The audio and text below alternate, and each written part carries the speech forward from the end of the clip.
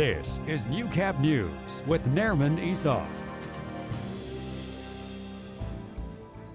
Good evening and thank you for joining us.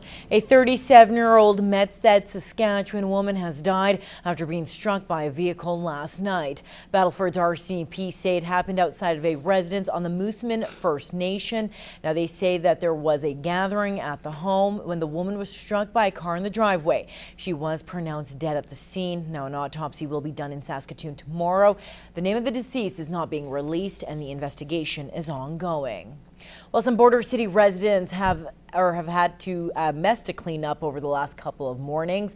More than 50 vehicles across Lloydminster had their windows shattered in the past 48 hours. Jeremy Thompson reports.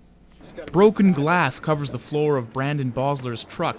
The Lloyd FM personality is just one of many this morning who found themselves suddenly in the market for a new window. I woke up this morning for work about 4:30 and didn't realize my window was shattered. It was actually still in place, but the glass was broken, and I jumped in my truck. I closed my driver door, and all of a sudden glass just flew into the truck. The broken windows are all over the city in small pockets, which police say suggests the suspects have a car and are hitting neighborhoods at random. Lloydminster RCMP say there have been 55 reported cases of shattered car windows in the past 48 hours.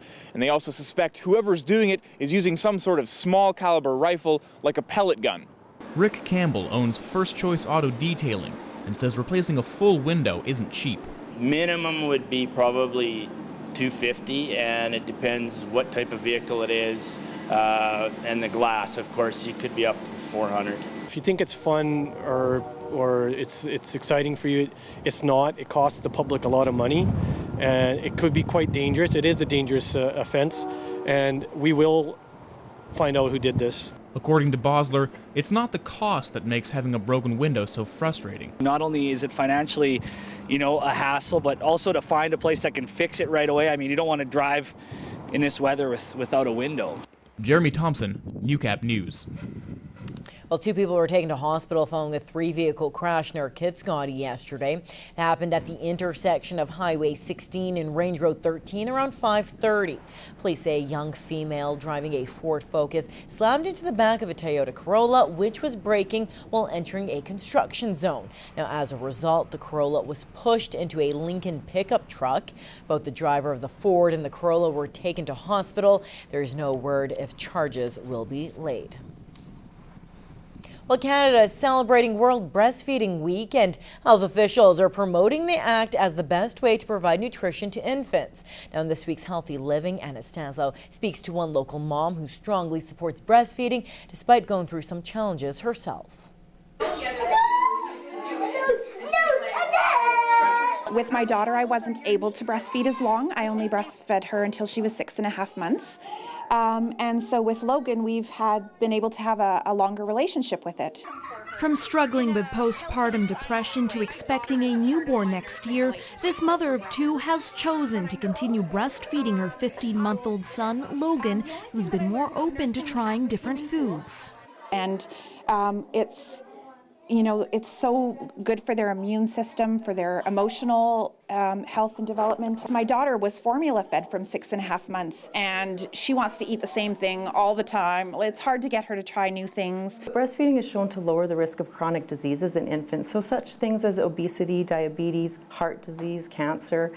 All those risks are decreased in children, as well as for mothers it can decrease the risk of breast and ovarian cancers. The World Health Organization recommends exclusive breastfeeding for the first 6 months with continued breastfeeding for 2 years and beyond. So it is really important that mothers do not set a limit on the length of time that they want to feed, but to breastfeed for as long as both them and their baby are happy doing it. Ferguson says she still intends to breastfeed Logan as long as he's willing, and it's working for both of them. You have to know what works for your body and what's right for you. Anna Stanislaw, Newcap News. The Prairie North Health Region adds that they are training nurses to teach mothers on all aspects of breastfeeding. Now, they have also distributed breastfeeding posters to local schools, doctors' offices, and other public buildings.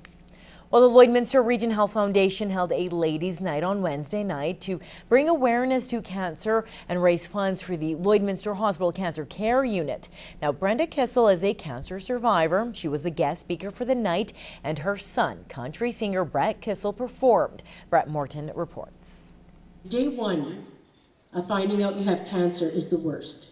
Brenda was diagnosed in 2003 with a rare case of neuroendocrine cancer in her breast tissue. She was the 10th person in North America to be diagnosed with this rare form of cancer. When she was asked to come and share her story, she said she was honored.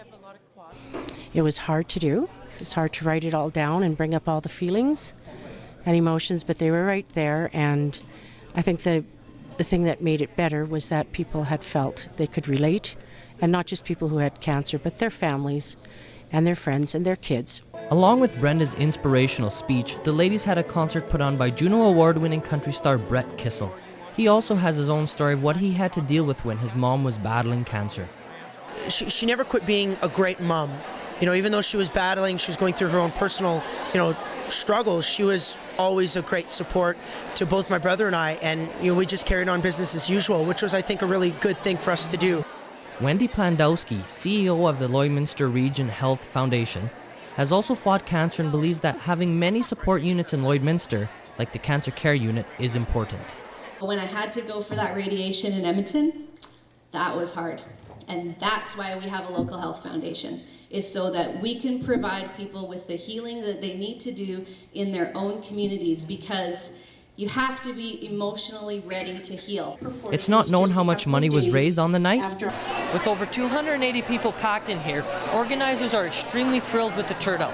Plandowski says it isn't necessarily about the money amount, it's more about getting the community involved. Brett Morton, Newcap News.